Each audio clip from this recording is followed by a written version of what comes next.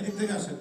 মৎস্যজীবীদের সাধারণ সম্পাদক মাসুম বাবু, সহ সাধারণ সাংগঠনিক আহ্বায়ক সদস্য চিত্রবিদ কবির, মুক্তা থানা তাঁতি দলের সাধারণ সম্পাদক, ৯ আসনের ধানের শীষের কান্ডারি বাংলাদেশ জাতীয়তাবাদী ছাত্র দলকে নেতা জনাব হাবিবুর রশিদ হাবিব ভাই।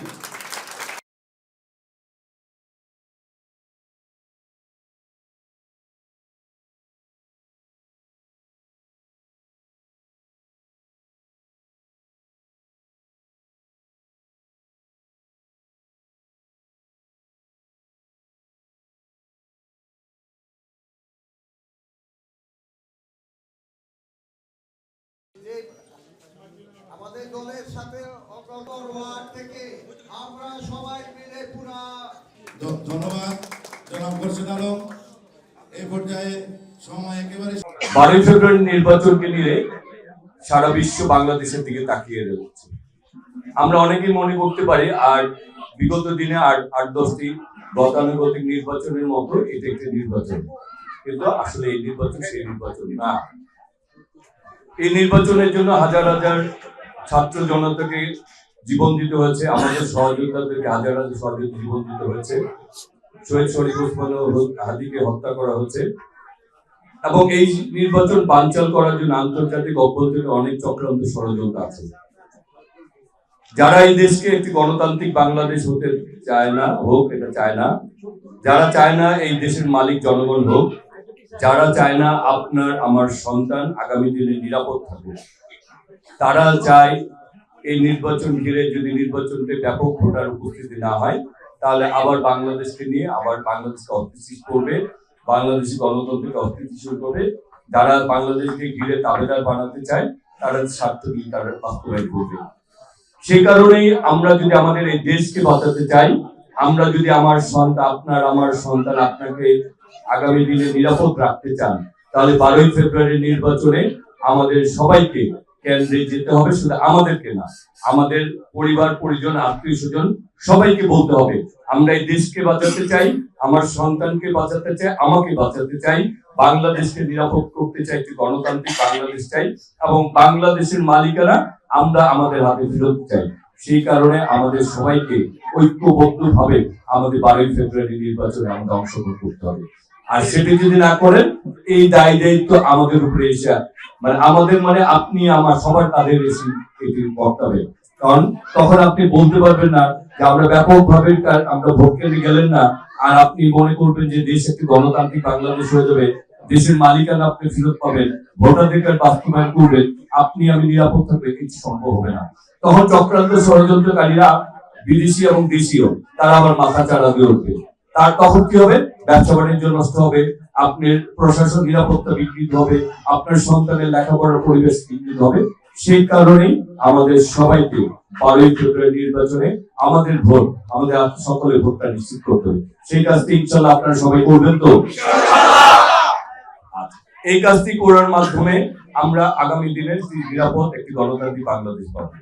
এটি দেশের জন্য আমার নেতা শহীদ রাষ্ট্রপতি জিয়াউর রহমান জীবন দিয়েছেন, আমাদের নেত্রী দেশনেত্রী বেগম খালেদা জিয়া বিনা চিকিৎসায় তিনি স্বামী হারিয়েছেন, সন্তান হারিয়েছেন, গৃহ হারিয়েছেন, জেলে গিয়েছেন, অনেক আত্মত্যাগ করেছেন।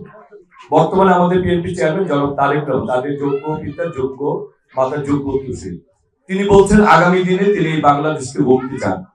তিনি স্বপ্ন দেখাতে চান না, পরিকল্পনা নিয়ে এসেছেন। সেই পরিকল্পনা ছাত্র, শ্রমিক, জনতা, কৃষক, গৃহিণী সবার কথাই তিনি বলছেন। কোন ভাবে কি পরিকল্পনা করবেন, ক্রিয়া ক্ষেত্রে কি করবেন, শিক্ষা ক্ষেত্রে কি করবেন, আমাদের গৃহিণী আমার মা খালাদের জন্য কি করবেন, কৃষকের জন্য কি করবেন, দ্রব্যমূল্য নিয়ন্ত্রণের জন্য কি করবেন, এলাকার উন্নয়নের জন্য কি করবেন, আমাদের শিক্ষা, আমাদের ভবিষ্যৎ প্রজন্মকে কিভাবে গড়ে তুলবেন, সব কথা বলেছেন। এগুলি যদি বলতে চাই আমাকে আধা ঘন্টা 1 ঘন্টা বক্তব্য দিতে হবে। যেহেতু নামাজের সময় হয়ে গেছে সেই কারণে আমরা এই কথাগুলি আপনাদের ব্যাখ্যা যাচ্ছি না। এখন আসি আমরা ঢাকা 9-কে নিয়ে। নাগরিক সুবিধা বঞ্চিত একটা এলাকার নাম হচ্ছে ঢাকা 9। আমরা সিটি কর্পোরেশন ট্যাক্স দিই কিন্তু আমরা আমাদের সুবিধাগুলি পাই না। এখানে জলবদ্ধতার সমস্যা রয়েছে, বড় সমস্যা হচ্ছে আমাদের মা খালাদের, আমাদের সেটা হচ্ছে রাতের বেলায় আমাদের গ্যাস আসে 2-3 ঘন্টার জন্য, এছাড়া আমাদের গ্যাস নেই। এই ব্যাপারটা নিয়ে যেহেতু এই সমস্যা আপনার আমার সকলের, এই সমস্যার সমাধানের ব্যাপারে আমরা আমাদের দল ক্ষমতায় আসলে আপনাদের ভোটের মাধ্যমে আমরা বিজয়ী হইলে তখন আমরা যে বলতে পারবো যে আমাদের এলাকার লোকজন সবচেয়ে বেশি ভোটে অংশগ্রহণ করেছে এবং আমাদেরকে সবচেয়ে বেশি ভোট দিয়েছে। সুতরাং আমাদের এই এলাকার সমস্যা সমাধানে একটি উপায় বের করতে হবে, যাতে অন্তত আমরা খেয়ে পড়ে বাঁচতে পারি, সেই ব্যবস্থাটি করে দিতে হবে। তা না হলে আমাদের এখানে জীবন, আমাদের পরিবারের জীবন দুর্বিষহ হয়ে যাচ্ছে। গ্যাসের সমস্যার ব্যাপারে আমরা আপনাদের যেটা আমি ঘরের সন্তান, আপনাদেরই সন্তান, সেই ব্যাপারে আপনাদের এলাকার কাজ করার ব্যাপারে সর্বোচ্চ চেষ্টা করব। কতটুকু পারবো আর কতটুকু পারবো না আপনারাই দেখবেন। কারণ হচ্ছে আমি আমার চেষ্টার থেকে সর্বোচ্চটুকু করব, তারপরে হচ্ছে যে দেখবেন যে আমরা চেষ্টা করছি কিনা। চেষ্টা করার পর সমাধানের প্রক্রিয়াটা যখন সরকার, এটাই অনেক কিছু রয়েছে যেটি সরকার এবং স্থানীয় দুই পক্ষকে মিলে সমাধান করতে হয়। সেই জায়গায় আমরা আমাদের ভোট কমিটিকে শক্তি করবো এবং আমাদের দল ক্ষমতা আসলে আপনাদের ভোটের মাধ্যমে বলতে পারবো যে জনগণের আমাদেরকে সে আস্থা বিশ্বাসে ভোট দিয়েছে, এখন একটি সমাধানের পথ বের করতে হবে। তবে আমরা আমাদের সর্বোচ্চ ইনশাআল্লাহ চেষ্টাটুকু করব। আর আমরা এই এলাকাকে নিরাপদ রাখতে চাই, আমরা এই এলাকাকে মাদক মুক্ত করতে চাই, সন্ত্রাস মুক্ত করতে, চাঁদাবাজ মুক্ত করতে। আমাদের দলের অনেকেই হিসেবে পরোক্ষভাবে কেউ যদি জড়িত হয়, সে মনে করতে পারে যে ক্ষণিকের জন্য বেঁচে যাচ্ছে, কিন্তু যখন আমার দল ক্ষমতায় আসবে, আমাদের দলের চেয়ারম্যান বলে দিয়েছে কাউকে তিনি রক্ষা করবেন না। তিনি তখন প্রতিটি ওয়ার্ডে ওয়ার্ডে ডিজিএফআই, এনএসআই, এসবি সব সংস্থা কাজ করবে।